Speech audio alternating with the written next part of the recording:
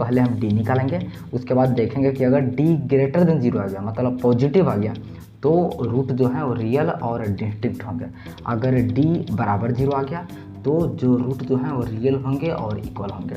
अगर D less than zero मतलब कि माइनस में आ गया, नेगेटिव आ गया, तो उसमें बोलेंगे कि नो रियल रूट्स। मतलब कि ये तो क्वाड्रेटिक इक्वेशन में अभी दिख ही नहीं रहा है, तो इसको पहले लाइए, पहले के एक्स को दोनों से मल्टीप्लाई करते हैं तो कितना आ जाएगा, के एक्स स्क्वायर आ जाएगा। अगर यहाँ जाएगा तो 2kx आएगा, ठीक है, प्लस 6 बराबर जीरो। अब क्वाड्रेटिक इक्वेशन में दिखाना समझ रहे हैं, तो पहले दिखाना तो ज़रूरी है। चलिए अब इसमें भी हम डी बराबर खुद से जीरो डालते हैं, क्योंकि हमको रूट से इक्वल एंड रियल चाहिए, तो डी बराबर जीरो आएगा तभी तो आएगा रियल।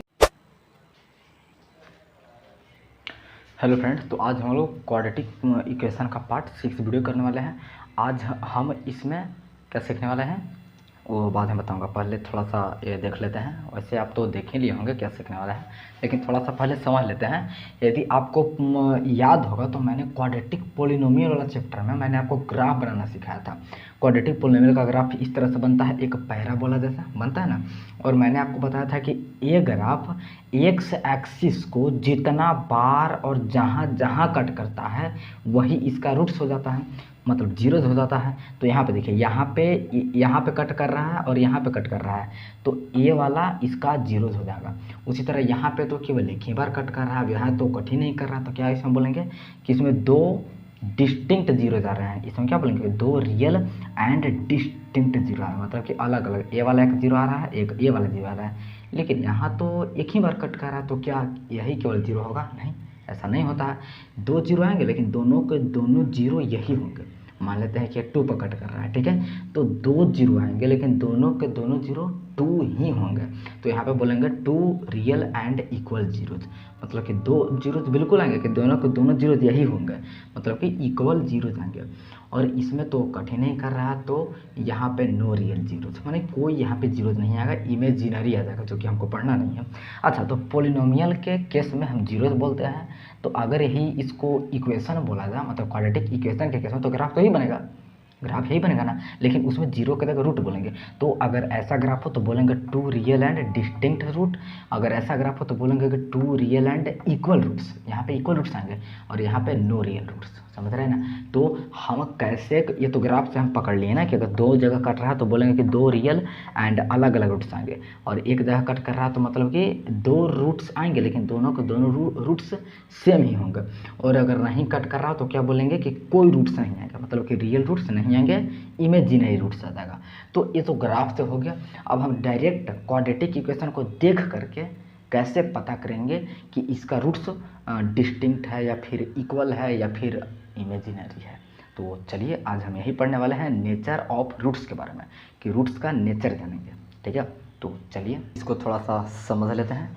तो ये आपको क्या बोल रहा है, देखिए, एक हमारे पास जनरल इक्वेशन हम ले लिए हैं। सबसे पहले क्या होता है, जनरल इक्वेशन जो होता है वही लिए हैं, a x square plus b x plus c बराबर जीरो। ए हमारा ए एक्स स्क्वायर कोफिशिएंट हो जाता है, बी ए का कोफिशिएंट होता है और सी कांस्टेंट टर्म होता है, ठीक है। तो देखिए इसमें हम कैसे पता करते हैं कि रियल और डिस्टिंक्ट रूट आया है या फिर रियल और इक्वल रूट आया है या फिर कोई रियल रूट आया ही नहीं है। तो यहाँ पे आपको साफ साफ दिख रहा होगा कि यदि बी स्क्वायर माइनस 4ac, पहले B square minus 4ac find कर लेंगे, अगर वो ग्रेटर देन जीरो आ गया तो बोलेंगे कि ये रियल और डिस्टिंक्ट रूट आएगा। अगर बी स्क्वायर माइनस 4ac बराबर जीरो आ गया, मतलब जीरो के बराबर आ गया, तो इसमें क्या बोलेंगे 2 रियल एंड इक्वल रूट्स आ गया। और अगर B square minus 4ac less than zero आया तो इसमें बोलेंगे कि कोई रियल रूट्स नहीं आ रहा है। अच्छा, तो बी स्क्वायर माइनस 4ac बार बार क्यों बोलेंगे, B square minus 4ac discriminant कहेंगे तो फार्मूला होता है बी स्क्वायर माइनस 4ac, जो यहाँ पे बार बार लिख रहा है तो इसका मतलब क्या है, डिस्क्रिमिनेंट, डिस्क्रिमिनेंट का ही फार्मूला होता ना है बी स्क्वायर माइनस 4ac।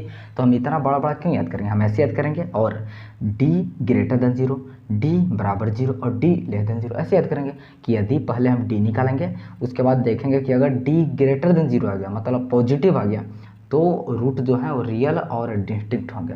अगर डी बराबर जीरो आ गया तो जो रूट जो है वो रियल होंगे और इक्वल होंगे।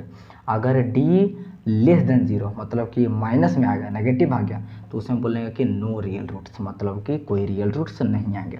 और देखिए तो हमारा एक्स यानी कि रूट्स किसका फाइंड किया जाता है, यही दोनों का फाइंड करेंगे। जिसमें रियल रूट्स आएगा वही ना फाइंड हो सकता है, जिसका रूट्स आएगा ही नहीं, जिसका रूट्स आएगा ही नहीं रियल, उसको कैसे फाइंड कर सकते हैं? मतलब डी लेस देन अगर 0 आ गया तो उसमें रूट्स एग्जिस्ट ही नहीं करेगा, समझ रहे हैं? तो चलिए हम एक एग्जांपल लेके आपको समझाते हैं। देखिए एग्जांपल हमको दिया है 2x² माइनस 4x प्लस 8 बराबर 0। इसका हमको नेचर ऑफ रूट फाइंड करना है कि इसका रूट का नेचर कैसा होगा। तो चलिए सबसे पहले तो यहाँ से डी फाइंड करते हैं। तो डी का फॉर्मूला हो जाता है हमारा b² माइनस 4ac। चलिए फाइंड करके देखते हैं कि ये क्या आ रहा है। तो देखिए b, तो b यहाँ पे -4 है तो -4 का स्क्वायर हो जाएगा। b क्या होता है? x का कोफिशिएंट जो कि -4 है तो -4 का स्क्वायर फिर माइनस, फिर 4 इंटू a इंटू सी। तो a क्या है? x² का कोफिशिएंट जो कि 2 गिवन है, और इंटू सी क्या है? +8। बस अब यहाँ पर सॉल्व कीजिए, कितना आता है?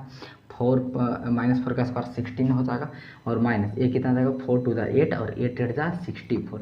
अगर इसको सॉल्व करेंगे तो माइनस में आएगा 8 और 4, मतलब कि -48 आ रहा है। तो डी तो नेगेटिव आ गया। डी क्या आ गया? नेगेटिव। तो यहाँ ऐसे बोलेंगे कि डी हमारा लेस देन 0 आ रहा है, मतलब इसका रूट एग्जिस्ट ही नहीं करेगा, इसका नो रियल रूट। इसको क्या बोल देंगे कि रियल रूट आएगा ही नहीं, मतलब इसका रूट एग्जिस्ट ही नहीं करेगा, समझ रहे हैं? तो जिसका रूट रियल आता है उसी का हम आगे फाइंड करते हैं, नहीं तो इसका रूट ही नहीं आएगा। मतलब इसका नेचर ऑफ रूट फाइंड कर लिए कि इसका कोई रियल रूट नहीं आएगा, इसका रूट इमेजिनरी आ जाएगा, ठीक है? तो चलिए ऐसा 1 2 और क्वेश्चन करते हैं, आप पॉज करके ट्राई कीजिएगा।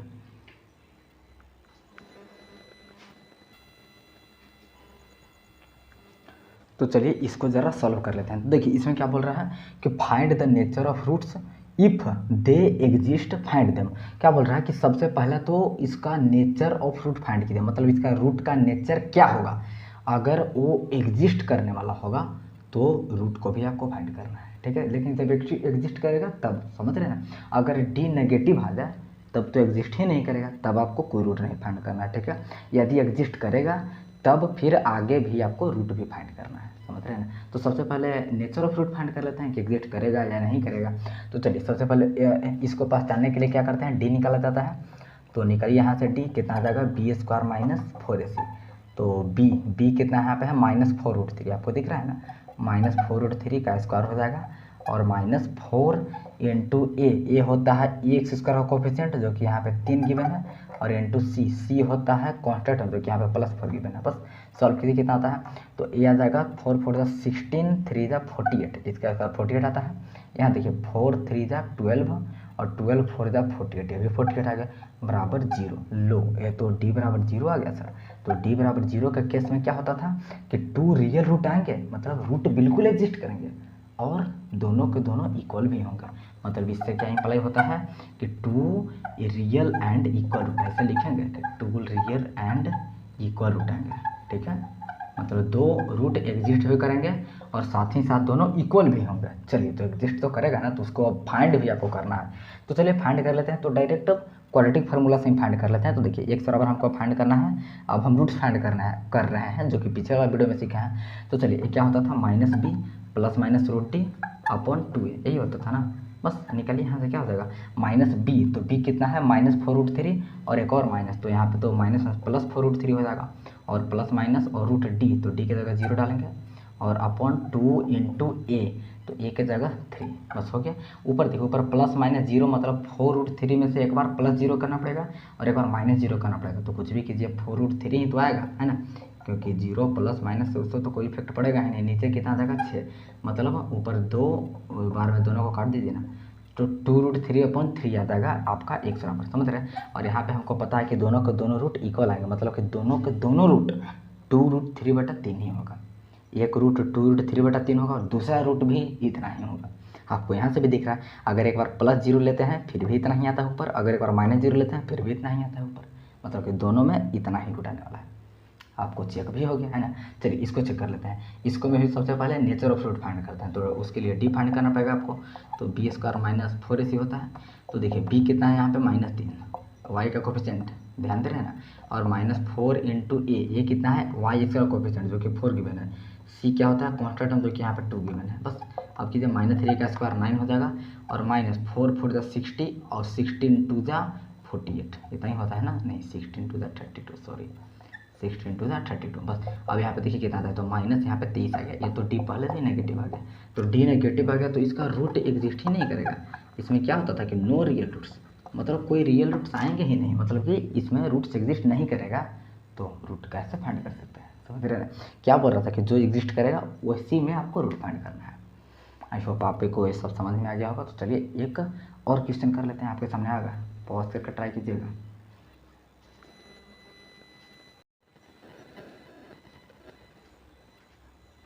तो चलिए थोड़ा सा ऐसा क्वेश्चन भी सॉल्व कर ही लेते हैं। तो देखिए आपको यहाँ पे दिख रहा होगा कि find the value of K for which the roots are real and equal, मतलब एक क्वाड्रेटिक इक्वेशन गिवन है दोनों, और दोनों में आपको के का वैल्यू फाइंड करना है जिसके लिए इसका रूट्स इक्वल और रियल हो जाए। तो चलिए पहले हम मान लेते हैं कि इसका रूट्स इक्वल और रियल गिवन है। चलिए हम मान लिए अपने से, तो जब इसका रूट्स इक्वल और रियल होगा तो ये वाला तो होना चाहिए ना डी बराबर 0, तभी तो इसका रूट्स इक्वल एंड रियल आएंगे।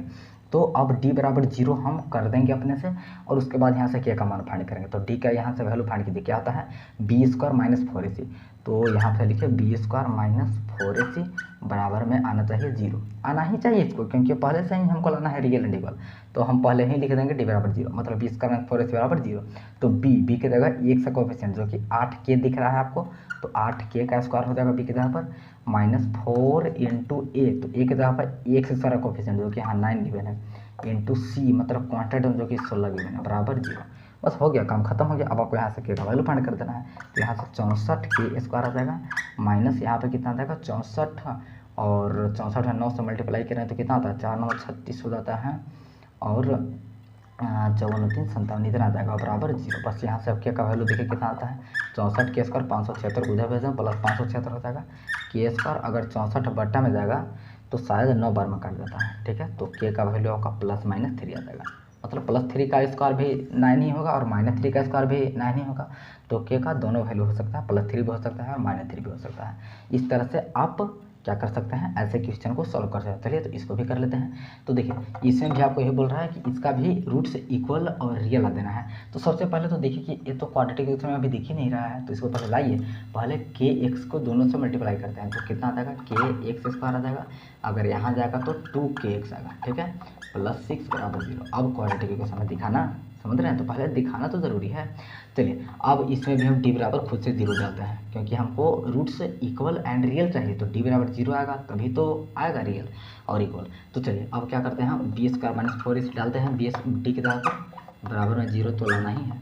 चलिए तो बी की जगह पर कितना होगा एक सा कोएफिशिएंट जो कि यहाँ पर -2k गिवन है, तो -2k का होल स्क्वायर हो जाएगा, -4 इंटू ए, तो ए की जगह पर एक से सारा कोएफिशिएंट जो कि k गिवन है, और इंटू सी कॉन्स्टेंट जो कि यहाँ पे 6 गिवन है बराबर 0। बस यहाँ से के का वैल्यू फाइंड कर दीजिए। तो ये हो जाएगा 4k का स्क्वायर, यहाँ पे आ जाएगा 24k और बराबर 0, ठीक है, कितना आगे। चलिए तो यहाँ से एक तो k कॉमन निकाल लेंगे 4k अगर, तो इसमें कितना बचेगा k बचेगा, इसमें 6 बचेगा बराबर 0। तो या तो इसको 0 बना सकते हैं या तो इसको 0 बना सकते हैं, मतलब या तो k बराबर 0 हो सकता है या तो ए वाला 0 हो सकता है। ए वाला जब 0 होगा तो k बराबर 6 हो जाएगा ना, अगर k माइनस 6 बराबर 0 होगा तो 6 उधर जाकर प्लस 6 आ जाएगा। तो आप हमको पता है k बराबर 0 तो हो ही नहीं सकता है। क्यों नहीं हो सकता कि अगर k बराबर यहाँ पे 0 आ जाएगा तो ये पूरे टर्म में उड़ जाएगा, खाली 6 बचेगा, तो क्वाड्रेटिक इक्वेशन बन गया नहीं ना।